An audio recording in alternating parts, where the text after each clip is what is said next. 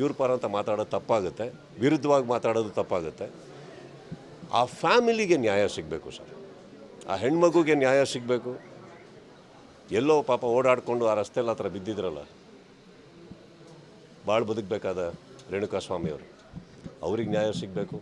ಹುಟ್ಟಬೇಕಾಗಿರೋ ಆ ಮಗುಗೆ ನ್ಯಾಯ ಸಿಗಬೇಕು. ಎಲ್ಲದಕ್ಕಿಂತ ಹೆಚ್ಚಾಗಿ ನ್ಯಾಯದ ಮೇಲೆ ಎಲ್ಲರಿಗೂ ಒಂದು ನಂಬಿಕೆ ಹುಟ್ಟಬೇಕು. ಅಂದಮೇಲೆ ಇದಕ್ಕೆ ಒಂದು ಒಳ್ಳೆ ನ್ಯಾಯ ಆಗಬೇಕು. ಇಷ್ಟು ಹೇಳಬಲ್ಲೆ ಹೊರತು ನಮಗೆ ನೀವು ತೋರಿಸಿರೋದು ನಮ್ಗೆ ಏನು ನಾವು ನೋಡ್ತೀವಿ. ಆ್ಯಕ್ಚುಲಿ ಪ್ರತಿಯೊಂದು ನಮಗೇನು ವಿಚಾರ ಗೊತ್ತಿದೆಯೋ, ನಾವೇನು ಸ್ಟೇಷನ್ ಒಳಗಿಲ್ಲ, ನಾವೇನು ಯಾವ ಸ್ಥಳದಲ್ಲೂ ಇಲ್ಲ, ನೀವೇನು ತೋರಿಸ್ತಾ ಇದ್ದೀರಿ ಅದನ್ನು ನೋಡ್ತಾ ಇದ್ದೀವಿ. ನಾವು ಭಾಳ ಸ್ಪಷ್ಟತೆಯಲ್ಲಿ ಹೇಳ್ತಾ ಇದ್ದೀರಿ. Of course sir, everybody's heart goes out to that family and not only that family.